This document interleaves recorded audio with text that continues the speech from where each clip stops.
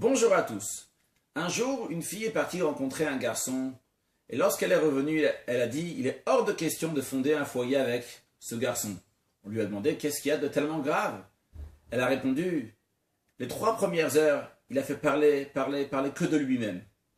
Puis, au bout de 3 heures, il a dit « Ça suffit, j'ai assez parlé, maintenant à ton tour de parler de moi-même. » En effet, il y a des gens qui pensent qu'à eux, les autres n'existent pas.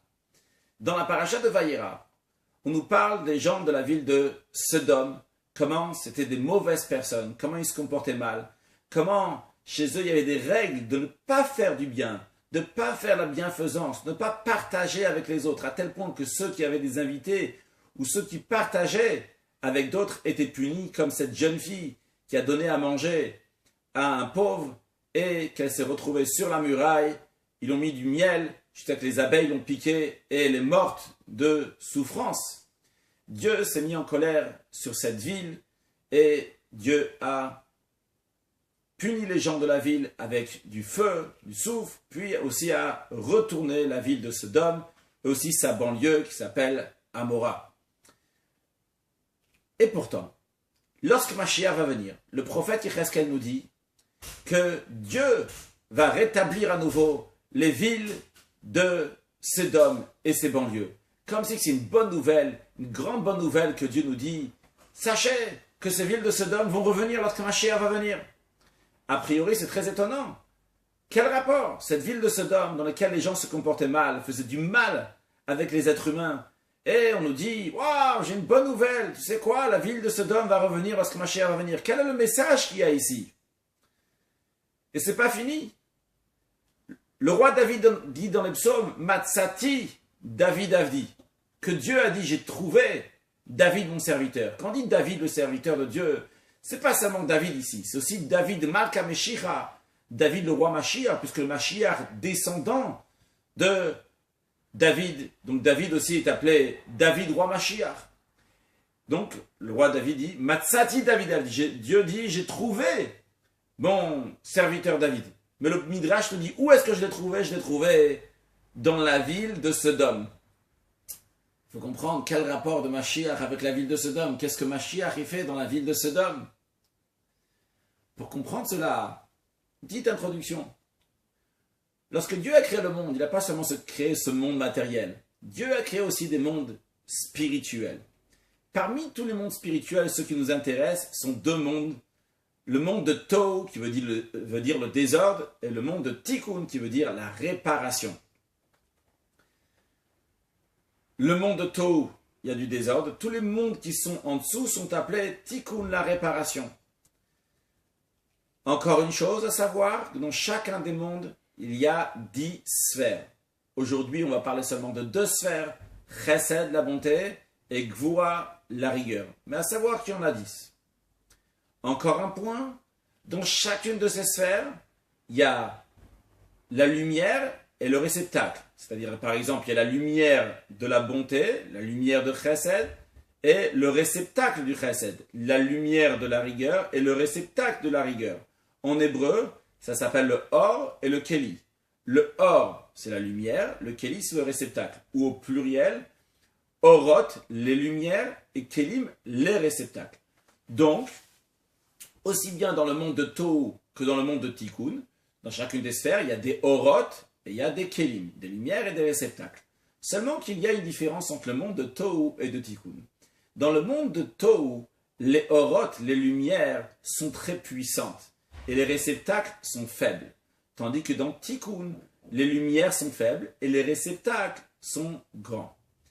Repartons au monde de Tohu. Dans le monde de Tohu, les lumières sont fortes. Qu'est-ce que ça veut dire que les lumières sont fortes? Par exemple, la bonté est uniquement de la bonté, à 100% de bonté. Le réceptacle reçoit uniquement de la bonté, à 100% bonté. De même pour la rigueur, il y a 100% de rigueur, et donc le réceptacle aussi reçoit que de la rigueur. Le problème est que s'il n'y a que de la bonté ou que de la rigueur, le réceptacle n'ayant pas les capacités de recevoir quelque chose entre guillemets avec une si grande température, comme si on mettait quelque chose d'une température très forte dans un verre en cristal, ça va se casser. Et en effet, c'est ce qui s'est passé dans le monde de Tohu, qu'il y a eu Shvirat HaKelim. Les réceptacles se sont cassés. Parce qu'il n'y avait que de la bonté dans un réceptacle, que de la rigueur dans un réceptacle, c'était pas équilibré, il n'y avait pas la bonne température. Et donc, ça s'est cassé. Par contre, dans le monde de Tikkun, ou les mondes de Tikkun, puisque tous les mondes qui sont en dessous de Tohu sont des mondes de Tikkun, de réparation. D'ailleurs, ce monde-là aussi fait partie aussi du Tikkun, du monde de la réparation. Là, ici, il y a des lumières qui sont faibles et des réceptacles qui sont assez grands pour recevoir ces lumières. Qu'est-ce que ça veut dire? Des lumières nombreuses, qu'est-ce que ça veut dire des réceptacles qui sont petits ou qui sont grands? Qu'est-ce que ça veut dire des lumières et des réceptacles, tout simplement? Voyons deux exemples qui sont ramenés dans la Chassidoute. Premier exemple, imaginons quelqu'un qui a un grand désir, un grand sentiment. Il veut absolument une certaine chose. Il a un grand amour pour une certaine chose. Ou bien une grande colère sur une certaine chose. C'est pas quelqu'un qui a réfléchi. C'est venu vraiment de son intérieur. Il s'est mis en colère sur quelque chose. Ou bien il a décidé qu'il faut absolument aimer cette chose-là. Ici, il y a une lumière intense. Une lumière qui est très très forte. Mais les réceptacles, c'est-à-dire la manière comment ça va s'exprimer, n'est pas comme il faut. Parce que ça n'a pas été réfléchi. Donc, il va faire quelque chose, sûrement, suite à ce grand amour qu'il a, ou suite à cette grande colère qu'il a. Mais l'expression, la manière que ça s'exprime, il n'y a pas le réceptacle pour recevoir ça, ça fait exploser, entre guillemets, l'ustensile qu'il y a devant lui, puisque cet amour n'avait pas le réceptacle où s'habiller, cette rigueur n'avait pas le réceptacle où se mettre. Ça, c'est un exemple pour des lumières du monde de Tohu et un réceptacle du monde de Tohu. Par contre, si quelqu'un, il a réfléchi dans sa tête, est-ce que je dois aimer cette chose ou je ne dois pas aimer cette chose? Est-ce que je dois mettre en colère ou je ne dois pas mettre en colère? Lorsqu'on réfléchit, il y a une tendance à dire oui, une tendance à dire non sur chaque chose. Là, lorsque après, je vais prendre ma décision de dire oui ou de dire non, ça va être basé sur ce qui a été réfléchi. Réfléchi, c'est quelque chose qui est déjà plus posé. Le fait que c'est plus posé, ça fait déjà que le sentiment en lui-même est moins fort. Pourquoi? Parce que même si je vais décider maintenant d'aimer, ou je vais décider de me mettre en colère, mais puisque dans ma tête, il y avait une possibilité pour ne pas me mettre en colère ou pour ne pas aimer, même lorsque je vais aimer, lorsque je vais me mettre en colère, il y a quand même une place pour une autre situation. Donc ce sentiment, cette lumière, entre guillemets, est plus douce et moins forte. N'est pas à 100% de bonté, 100% de rigueur. Même que concrètement, j'ai l'amour ou concrètement, j'ai la colère. Mais il y a une possibilité aussi pour autre chose au final. Et donc, il y a un certain radoucissement. Donc ça, c'est un exemple pour les lumières de Tikkun et les réceptacles de Tikkun. D'ailleurs, une fois, j'ai entendu une explication sur l'histoire lorsque Yaakov, le troisième des patriarches, qui est décédé en Égypte, est arrivé en terre d'Israël, dans la ville de Hebron, pour être enterré. Il y a eu un empêchement par son frère Esav, son frère jumeau, qui empêchait l'enterrement, disant que le caveau familial, la dernière place qui restait, c'était pour lui Esav et non pas pour son frère Yaakov.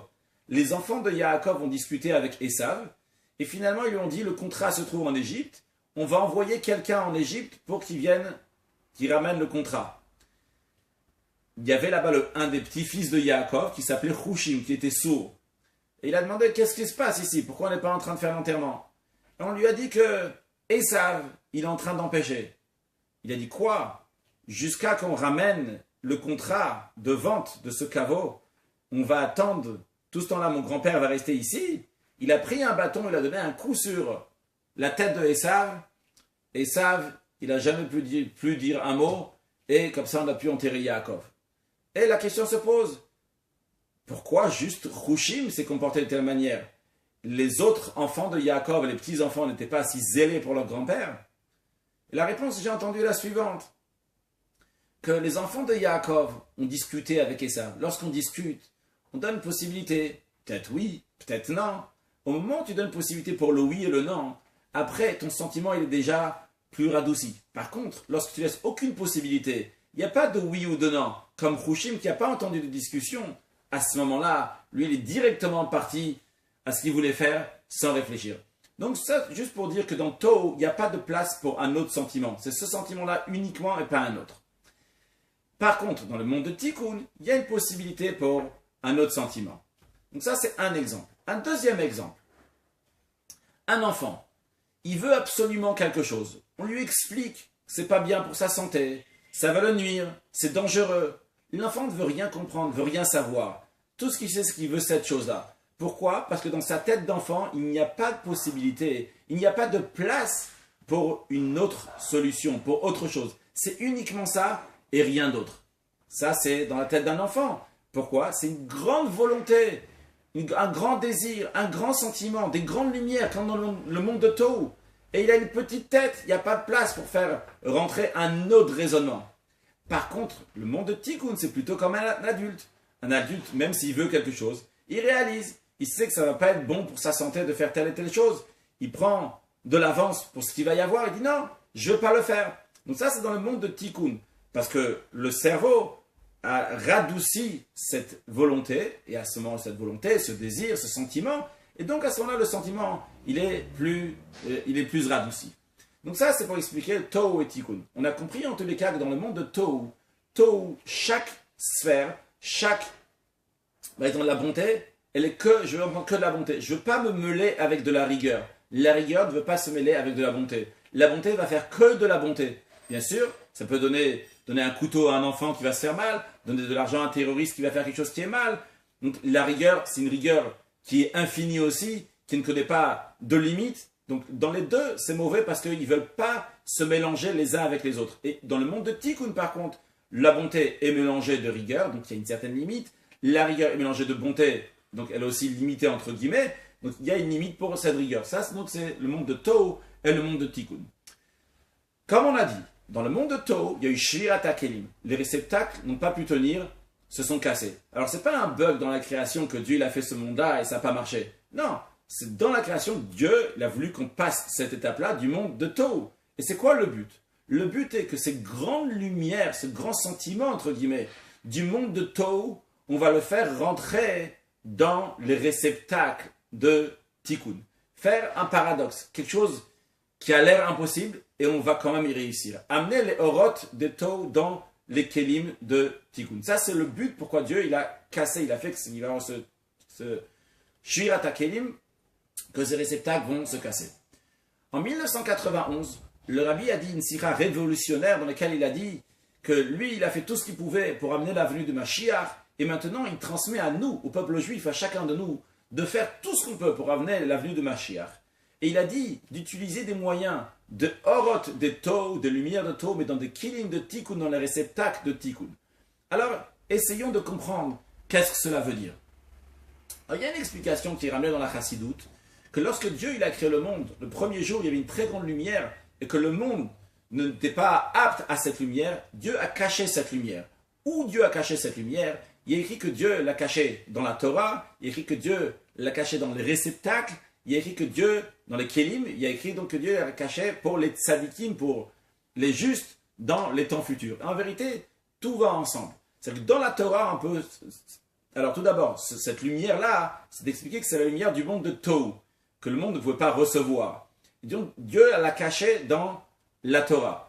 Particulièrement dans la Torah même, dans la profondeur de la Torah, donc aujourd'hui dans la Chassidoute, et particulièrement dans la Chassidoute Chabad, dans la Chassidoute dans laquelle on comprend les choses intellectuellement, on prend des choses abstraites, comme par exemple le monde de Tohu et Tikkun, on l'explique avec des exemples. On concrétise ça dans l'intellect, dans des kélim, dans des réceptacles. Et c'est aussi ce qui va se dévoiler lorsque Mashiach va venir, puisque la Chassidoute, c'est un avant-goût du dévoilement de la Torah qui va y avoir lorsque Mashiach va venir. Donc ça, c'est une manière d'amener des lumières de Tohu dans des réceptacles, dans notre tête de Tikkun. Mais essayons d'expliquer un peu plus qu'est-ce que cela veut dire. Je n'ai pas vu ça écrit, mais en tous les cas, comme on peut le comprendre de différents endroits, peut-être ça c'est aussi une explication. Qu'est-ce que ça veut dire prendre les lumières de Tohu, les mettre dans des réceptacles de Tikkun. Les jours d'après, le rabbi a insisté sur le fait d'étudier les sujets de Mashiach, comme ils sont expliqués dans la Torah écrite, dans la Torah orale, et dans les discours chassidiques, jusqu'à les discours du rabbi. Et à une occasion, le rabbi s'est exprimé qu'il faut expliquer ces choses-là, be'ofen amit kabel, de manière que ça va être reçu. Alors qu'est-ce que ça veut dire? Mashiach, c'est quelque chose de très très grand, de très très haut, d'extraordinaire. Et quand on étudie le sujet, tu peux tout de suite exploser et aller dire à tout le monde les choses comme tu les as appris. Mais on te dit ici, avant de faire passer ce message-là, c'était Orod de Tov, cette grande lumière, ce grand sentiment, réfléchis le réceptacle dans lequel tu vas mettre, comment l'autre va pouvoir recevoir ça. Attention, ça ne veut pas dire l'autre il n'est pas capable de recevoir. C'est toi peut-être qui n'es pas capable de donner parce que tu t'es pas assez bien préparé. On te dit justement, prends ces Orod de Tov, ces grandes lumières, ces grands sujets de Mashiach, étudie-les bien et apprends comment les transférer, comment les donner à quelqu'un d'autre, que lui aussi va pouvoir les recevoir, qu'il va y avoir des kélim dans les réceptacles du monde de Tikkun. Lui aussi va pouvoir les recevoir si toi tu es dans le niveau de Orod de Tov. Tout d'abord dans toi-même, tu dois prendre ces lumières-là, les mettre dans des réceptacles et après les transmettre. Ça c'est pour Mashiach, dans même pour le judaïsme de manière générale. Quelqu'un peut venir s'imposer dans sa famille. Je veux que ma famille va garder le Shabbat. C'est extraordinaire. Mais la manière comment ça va être présenté, ça peut être des lumières de Tov. C'est vrai, ça vient par une bonté. Je veux absolument donner à tout le monde et à 100% comme ça. Mais c'est des lumières de Tov. S'il n'y a pas des réceptacles de Tikkun, ça risque de pas marcher. Tu veux amener le Shabbat par exemple? Alors fais un bon repas pour ta famille. Donne-leur un goût au Shabbat. Montre que le Shabbat c'est pas ennuyant, c'est intéressant. Il y a des chants à la table de Shabbat. On peut discuter, c'est un moment pour dialoguer, pour raconter des histoires, pour donner l'attention à la femme et aux enfants.